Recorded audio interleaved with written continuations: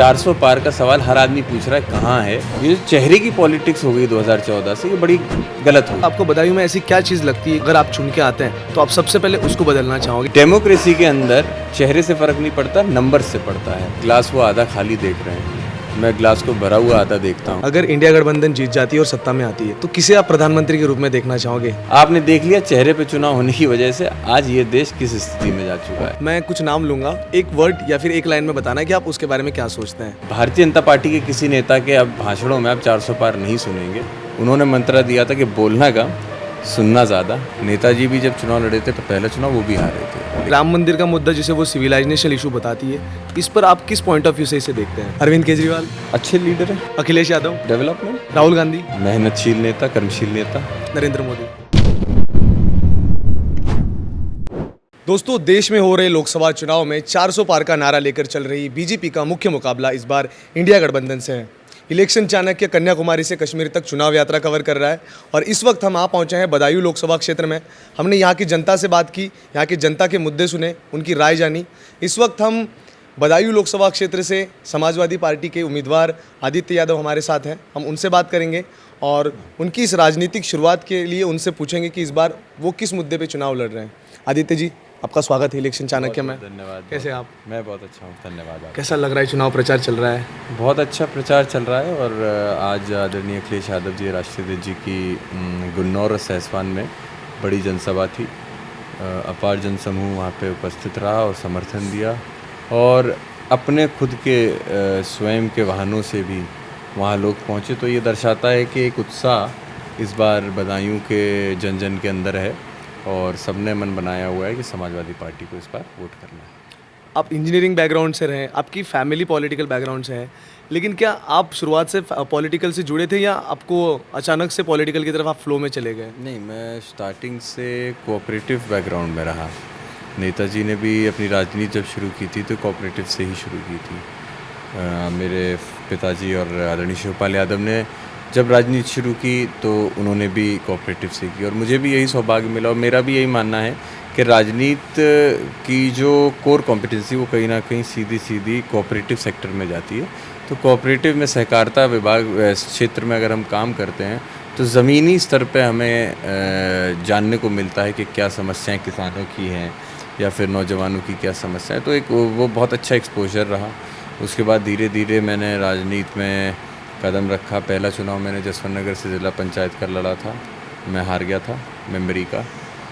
आपस वहाँ पे कुछ लोकल इश्यूज़ थे जिसकी वजह से हारा, लेकिन उसको हारने के अगले ही दिन क्षेत्र में गया और उस दिन से जब तक बदायूं नहीं आया तब तक लगातार जसवंत नगर के अंदर एक प्रभारी के तौर पे उस वहाँ की जनता की सेवा की और जब पार्टी ने यहाँ पे जिम्मेदारी दी तो यहाँ पे भी अपनी जिम्मेदारी को निभा रहे हैं। आप एक युवा है, जैसे आपने बताया कि आप एक इलेक्शन हार गए, लेकिन आप आज फिर से यहाँ पर एक चुनाव लड़ रहे हैं। एज मैं एक युवा आपसे पूछना चाहूँगा, आप जैसे हर किसी का एक मोटिवेशन होता है, आपका क्या मोटिवेशन रहा है? आप किस तरीके से अपनी लड़ाइयों को देखते हैं?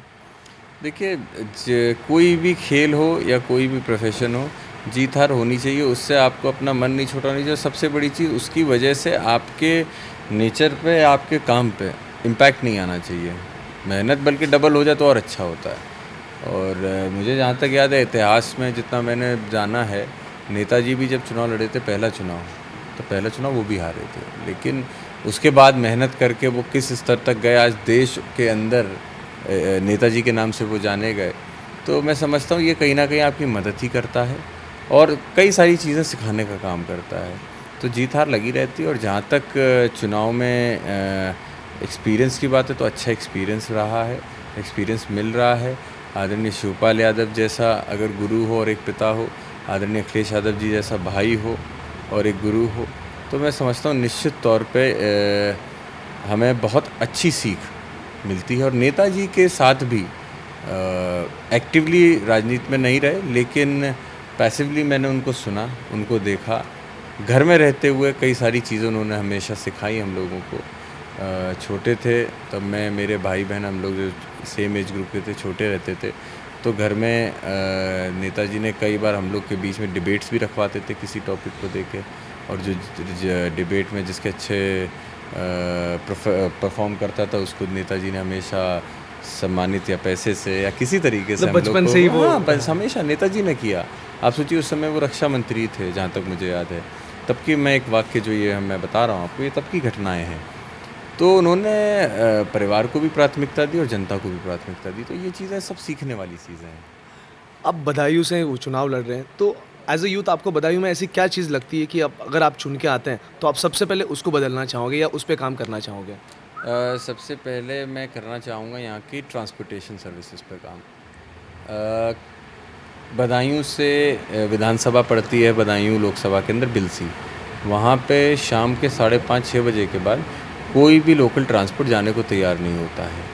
मेरा प्रयास रहेगा कि कोई ना कोई लोकल बसेस हम लोग स्टार्ट कर पाएँ, सरकार से दरख्वास्त करके रोडवेज़ के ज़रिए बसेस शाम को भी स्टार्ट हों, जो कि लोगों का आवाजामन वहाँ पे रहता है।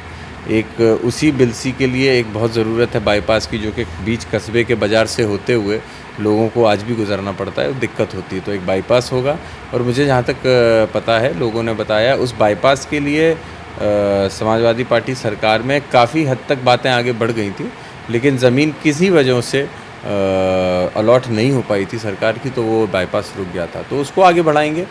और बदायूं से कई सारे लोग दिल्ली या बॉम्बे काम करते हैं। बॉम्बे तो काफ़ी दूर है, लेकिन दिल्ली के लिए मेरा प्रयास रहेगा कि बदायूं रेलवे स्टेशन से एक ट्रेन दिल्ली के लिए चले, क्योंकि बहुत बड़ी समस्या यहाँ पे जो नौजवान, बहुत सारा मूलतल जो नौजवान है वो काम कर रहा है दिल्ली में, और उसको यहाँ से बस लेके 400 से 600 रुपये देने पड़ते हैं एक तरफ के। और प्राइवेट बसेस हैं, 150 से 200 बसेस चल रही हैं प्राइवेट पर डे। तो आप ये समझ सकते हैं कितना ज़्यादा फ़्लो है पैसेंजर्स का। तो मेरा प्रयास होगा कि ट्रेन्स भी हम यहाँ से बदायूं से दिल्ली की हो सके, या तो बरेली से जाना पड़ता है, नहीं तो बस से जाइए, तो बदायूं से ही डायरेक्ट होने मेरा प्रयास रहेगा। तो हम ये कह सकते हैं कि अगर आदित्य यादव यहाँ से चुनाव जीतते हैं तो बदायूं की जनता को यहाँ से दिल्ली के लिए डायरेक्ट ट्रेन की सुविधा मिल सकती है। बिल्कुल, मेरा प्रयास तो यही रहेगा कि इसको परस्यू करूँ, इसको कराऊँ। और अगर यहीं की जनता या देश की जनता इंडिया गठबंधन की सरकार बना देती है, तो मैं आपके माध्यम से इस चीज़ का वादा भी कर सकता हूँ कि हम इसको करा के रहेंगे। जैसे कि हम अलग अलग पार्टियों के लोगों से मिल रहे हैं, अलग अलग जगहों पर सीट्स पर उम्मीदवार बदले गए हैं। हम जब बदायूं में आए तो हमने यहाँ के लोगों से सुना, यहाँ से लोगों से जाना, तो यहाँ के लोग जो है समाजवादी पार्टी के पूर्व सांसद धर्मेंद्र यादव जी का बहुत ज़्यादा तारीफ़ करते हैं, उनके कामों की। उसके बाद आप यहाँ से इस बार चुनाव लड़ रहे हैं, आप इस चीज़ को कैसे देखते हैं? उनकी जगह पे आपको चुनाव में उतारा गया है इस मैदान में। बदायूं से जिस तरीके का लगाव जनता का धर्मेंद्र यादव जी से, उसी तरीके का लगाव धर्मेंद्र यादव जी का जनता से भी रहा है। व्यक्ति को व्यक्तिगत तौर पे जानना, उनको घर तक उनके सदस्यों को जानना, ये एक कला भाई धर्मेंद्र यादव जी की थी, जिसकी वजह से जनता उनकी तरफ हमेशा झुकाव रहा है। पार्टी ने निर्णय लिया आजमगढ़ से उनको चुनाव लड़ाने का। पार्टी शीर्ष नेतृत्व राष्ट्रीय अध्यक्ष जी का निर्णय था। यहाँ की कई सारी चीज़ें देखी, बल्कि कई लोग यही कहते हैं कि यहाँ से उनकी सीट क्यों बदली गई। तो ये एक तरीके से वही बात है कि ग्लास वो आधा खाली देख रहे हैं, मैं ग्लास को भरा हुआ आधा देखता हूँ, कि आज उनको आजमगढ़ जैसी सीट पे भेजा गया है, जहाँ पे नेताजी भी चुनाव लड़े हैं, पहले भी लड़ चुके हैं, और आजमगढ़ सीट हमेशा से समाजवादी पार्टी की प्राथमिकता में, जैसे बदायूं है उसी तरीके से प्राथमिकता में रही है हमेशा आजमगढ़ सीट। और आज जब वो वहाँ से लड़ रहे हैं, तो जिस तरीके का समर्थन उनको मिल रहा है, मुझे पूर्ण विश्वास है कि बड़े अंतर से आजमगढ़ भी समाजवादी पार्टी जीतेगी, बदायूं भी बड़े अंतर से जीतेगी। तो स्ट्रैटेजिकली मैं कह सकता हूं कि पार्टी का ये बड़ा अच्छा डिसीजन था। उन्होंने सीट एक बदलने से 2 सीटें अपने खाते में करने का काम किया। तो ये मैं समझता हूँ स्ट्रैटेजी पार्टी की होती है, और ये स्ट्रैटेजी अगर ऐसी ही चलती रही तो निश्चित ही भारतीय जनता पार्टी को हम लोग इस बार 2024 में बाहर का रास्ता दिखा पाएंगे। भारतीय जनता पार्टी अक्सर देश में चुनाव के मौके पे राम मंदिर का मुद्दा उठाती है। मैं एज ए यूथ आपसे पूछना चाहूँगा कि राम मंदिर का मुद्दा, जिसे वो सिविलाइजेशनल इशू बताती है, इस पर आप किस पॉइंट ऑफ व्यू से इसे देखते हैं? देखिए, राम मंदिर का मुद्दा मैं ये कह सकता हूँ, अगर व्यक्तिगत तौर पे आप मुझसे पूछते हैं तो मैं उसके बारे में कितना मैं धार्मिक तौर पे उससे जुड़ा हूँ, कितना मैं उसको मानता हूँ नहीं मानता हूँ, वहाँ मैं जाता हूँ नहीं जाता हूँ, कितनी पूजा करता हूँ नहीं करता हूँ, मैं सब चीज़ें शेयर करता। लेकिन आज हम आप यहाँ पे राजनीतिक तौर के मुद्दों पे डिस्कस करने आए हैं। आज राजनीति में ज़रूरत है ऐसे लोगों की जो बेरोज़गारी पे बात करें, जो महंगाई पे बात करें, जो किसानों की समस्याओं पे बात करें, बढ़ते भ्रष्टाचार के ऊपर बात करें, लेकिन हर चुनाव में भारतीय जनता पार्टी जो कि काम कर नहीं पा रही है। विकास योजनाएं वो जो घोषणा पत्र में 2014 में या 19 में दिए थे, उनमें से एक भी वादे पूरे नहीं किए। और मैं समझ ही नहीं पा रहा हूँ कि 2024 में कौन सा घोषणा पत्र ऐसा ले आई और जनता उस घोषणा पत्र पर क्यों विश्वास करे। तो जहाँ तक मेरा मानना है कि भारतीय जनता पार्टी के पास जब विषय नहीं होते हैं तो वो ध्यान भटकाने के लिए करती है। 2014 में उन्होंने ये किया, जनता उनकी झांसे में आई। 2019 में उन्होंने ये किया, जनता उनके झांसे में आई। लेकिन इस 2024 में जिस तरीके से चारों तरफ से हर सेक्टर और हर वर्ग के आदमी पे महंगाई की मार हो या बेरोज़गारी की मार हो पड़ रही है, जनता इस बार उनकी बातों में नहीं आ रही है। इसी का परिणाम है कि आपने जो पहला सवाल किया था 400 पार वाला, वो 400 पार का सवाल हर आदमी पूछ रहा है कहाँ है। भारतीय जनता पार्टी के किसी नेता के अब लफ्ज़ों में आप या भाषणों में आप 400 पार नहीं सुनेंगे, क्योंकि उनको भी अब ज्ञान हो गया है कि ज़मीनी तौर पे उनकी ज़मीन खिसक चुकी है। तो इस पे आप क्या सोचते हैं, 400 पार की बहार या 272 के भी नहीं आसार? आज की डेट में 272 भी नहीं, मैं तो कहूँगा 100 से 150 तक मैं भारतीय जनता पार्टी को लेता हूँ। जो मैं कहने को तो मैं कह देता 20, 25, 100, उससे ज़्यादा ना कहता। लेकिन आज जो फैक्ट है ज़मीनी तौर पे जनता में इतना रोष है कि 100 से 150 के अंदर ही भारतीय जनता पार्टी समिट जाएगी। इंडिया गठबंधन प्रचंड बहुमत से सरकार बनाएगा। मेरा एक आखिरी सवाल होगा, उसके बाद में मैं एक रैपिड फायर के 3 क्वेश्चन पूछूंगा बस। आखिरी सवाल मेरा ये है, अगर इंडिया गठबंधन जीत जाती है और सत्ता में आती है तो किसे आप प्रधानमंत्री के रूप में देखना चाहोगे? मैं किसी युवा को देखना चाहूँगा। कोई यंग फेस आएगा, आगे आएगा और मुझसे पूछेंगे, अगर मैं समाजवादी पार्टी की तरफ से प्रत्याशी हूँ, मैं क्यों नहीं कहूँगा कि मैं अखिलेश यादव को देखना चाहूँगा। मेरे नेता वो हैं, मैं उनको देखना चाहूँगा। कांग्रेस से पूछेंगी तो कांग्रेस राहुल गांधी जी को देखना चाहेगी। आम आदमी से पूछेंगी तो वो केजरीवाल जी को देखना चाहेंगे। सवाल इसका नहीं है कि चेहरा कौन है। ये जो चेहरे की पॉलिटिक्स हो गई 2014 से, ये बड़ी गलत हो गई। डेमोक्रेसी के अंदर चेहरे से फ़र्क नहीं पड़ता, नंबर से पड़ता है। अगर आपके पास नंबर हैं, अगर आपके सांसद हैं, तो आप सरकार बनाइए और आप किसी को भी बनाइए प्रधानमंत्री। और पूर्व में हमने कितनी सारी सरकारें देखी हैं जिसके अंदर कोई चेहरे पे चुनाव नहीं लड़ा जाता था, सिद्धांतों पे, मुद्दों पे लड़ा जाता था। आज सिद्धांतों पे चुनाव होने की ज़रूरत है, ना कि चेहरों पे। चेहरों पे चुनाव 2 बार हो गए, 24 में हो गए, 19 में हो गए। आपने देख लिया चेहरे पे चुनाव होने की वजह से आज ये देश किस स्थिति में जा चुका है। तो चेहरे नहीं, सिद्धांतों पे, मुद्दों पे चुनाव होना चाहिए, प्रधानमंत्री होना चाहिए। अब हमारा ये लास्ट राउंड है, मैं कुछ नाम लूँगा, आपको फास्ट में उसके लिए एक शब्द, एक वर्ड या फिर एक लाइन में बताना है कि आप उसके बारे में क्या सोचते हैं। पहला शब्द है Narendra Modi. Great spokesperson. Arvind Kejriwal.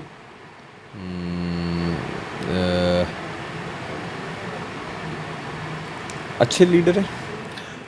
Yogi Adityanath. Yogi Adityanath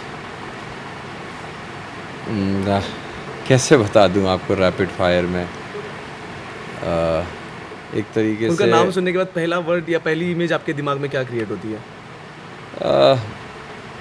अभी आज की तारीख में मैं ये कह सकता हूँ कि काफ़ी प्रेशर में है अपने दिल्ली को लेकर। दिल्ली की राजनीति लगातार दबाव बना रही है, तो खुल के वो अपना काम कर नहीं पा रहे हैं। यकीनन काम कर सकते थे, लेकिन आज की डेट में कर नहीं पा रहे। नेक्स्ट, अखिलेश यादव। डेवलपमेंट। राहुल गांधी। मेहनतशील नेता, कर्मशील नेता। मुलायम सिंह जी। नेताजी। बहुत बहुत धन्यवाद, आपने हमें अपना वक्त दिया। जाने से पहले आप जनता को क्या वचन देना चाहेंगे? हम हर कॉन्स्टिट्यूंसी में जब जाते हैं तो वहाँ के कैंडिडेट से बात करते हैं, तो हम उनसे एक वचन लेते हैं कि वो ऐसा कौन सा वचन रहेगा वो जनता को देना चाहेंगे और उसे लास्ट तक उसे पूरा करने के लिए कोशिश करेंगे। मेरा वचन यही रहेगा कि जनता के बीच में जो मुझे आदरणीय अखिलेश यादव जी ने मंत्रा दे के यहाँ भेजा था, उस मंत्र को पूरे 5 साल चलाना है। उन्होंने मंत्रा दिया था कि बोलना कम, सुनना ज़्यादा, लोगों की बात को ज़्यादा सुनना, उनकी समस्याओं को सुनना।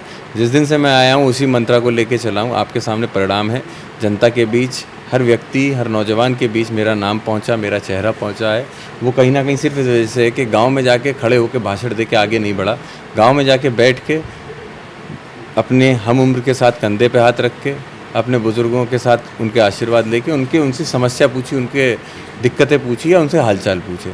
इसकी वजह से एक कनेक्शन बना है। ये कनेक्शन बनाए रखूँगा और प्रयास ये करूँगा कि जैसे भाई धर्मेंद्र यादव ने इस घर के, इस समाजवादी आवास के दरवाजे हमेशा लोगों के लिए, जनता के लिए खुले रखे हैं, उसी तरीके से हम भी पूरे 5 साल कार्यकाल के ये दरवाजे उनके लिए खुले रहें और वो आएँ और अपनी समस्या या अपनी बात हमसे कह सकें। बहुत बहुत धन्यवाद आदित्य, आपसे मिलकर बहुत अच्छा लगा। तो दोस्तों, ये थे आदित्य यादव हमारे साथ। अब बढ़ते हैं हमारे अगले लोकसभा क्षेत्र की तरफ और वहाँ की जनता से उनकी राय जानेंगे और वहाँ के कैंडिडेट से मिलेंगे और देखेंगे कि इस बार देश में किसकी सरकार बनती है। तो चलते हैं अगले लोकसभा क्षेत्र की तरफ। धन्यवाद।